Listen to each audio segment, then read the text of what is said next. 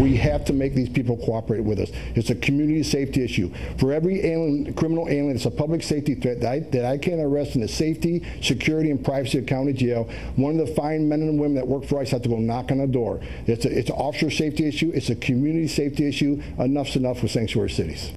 It's amazing. The Acting Director of Immigration and Customs Enforcement, Thomas Homan, telling me that if sanctuary cities won't let his guys in, how about we cut their cash out?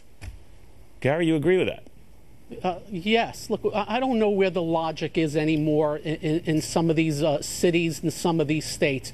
You have somebody that comes here illegally, then commits an illegal act, and the people that are supposed to enforce laws are blocked from enforcing them, creating safety problems. And all it takes is one of these bad guys to do something bad, like what happened with Kate, and we now have Kate's Law. It is just absolutely insane. Somebody's got to force the issue, and sometimes money talks.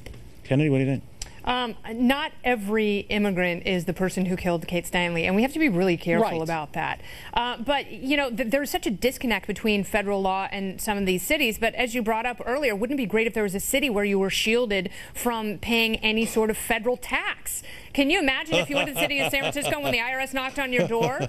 You know, the mayor of San Francisco would jump in the way and make sure you didn't have to pay your fair share. Well, if it was Sheriff Ben Stein, he'd seek out only the rich ones. He absolutely would. But, you know, part of the problem do you think that the director is raising a point here that we're more interested in looking after the welfare and the protection of those who legally shouldn't be here than legal tax? I think that we've got an emotional argument that has lost all practicality and focus. I think you're not answering my question. I think what happened was in the 90s when Bill Clinton started deporting everyone and sending them back to places like El Salvador and Honduras, they didn't have the jails for them. So you're okay with at least the concept of sanctuary cities? That's how MS-13 was born, because then a bunch of these people got together in L.A. prisons and forged a gang. All right, that's your neck of the woods. Ben Stein, what do you think?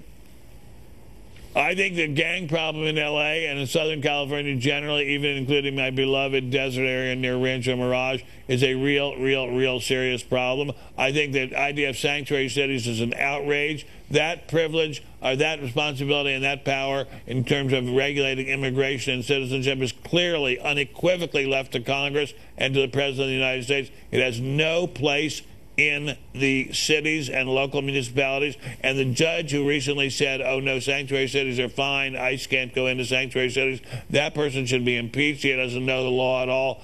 We have terrifyingly out of control judges, and this is an example of one. Joseph. You know, sanctuary, what is a sanctuary? Sanctuaries are for birds. It's a sanctuary. They got a human sanctuary. You're right. I don't understand this. And now don't forget, grandson of immigrants, Neil, you know that, where my folks came from Italy. And now really? you get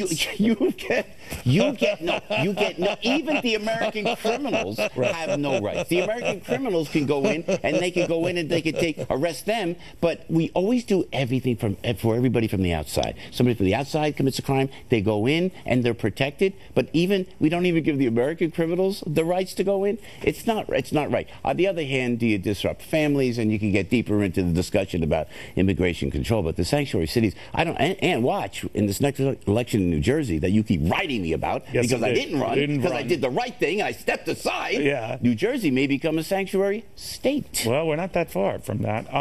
Incredible. Gary, where are we on this?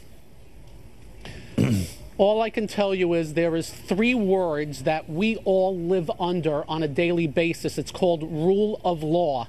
If we break the law, we go to jail. We go on trial, we get indicted, and it seems like in several areas across this country, they don't give a you-know-what about the rule of law, and that's how we get into this situation. Look, I'm talking about the criminal illegals, not just the legals. I am all for immigration. We get put onto the wall here and into a box like we're all bad because we're against some of this. We got to do something about this. It's just plain old wrong.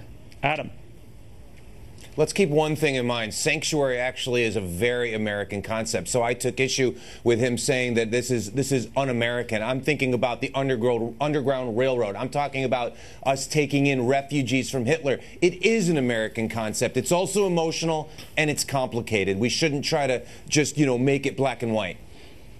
I don't understand. Well, why didn't we say that the sanctuary? I don't get it. Why didn't we say that the sanctuary south was a sanctuary part of America and the Union troops couldn't go in there? Why didn't we say they're a sanctuary The North was a and they couldn't sanctuary go for in there? slaves who were escaping from something that some people thought was illegal. I'm saying talking that about why couldn't the entire South have said we're a sanctuary?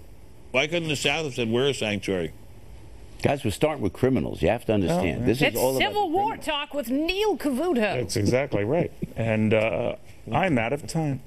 All right. Meanwhile, the Ultimate Fighter's ultimate takedown of the Ultimate Boxer, calling Floyd a financial fool. Now, then there are fighting words. He's in a tracksuit. He can't even afford a suit anymore.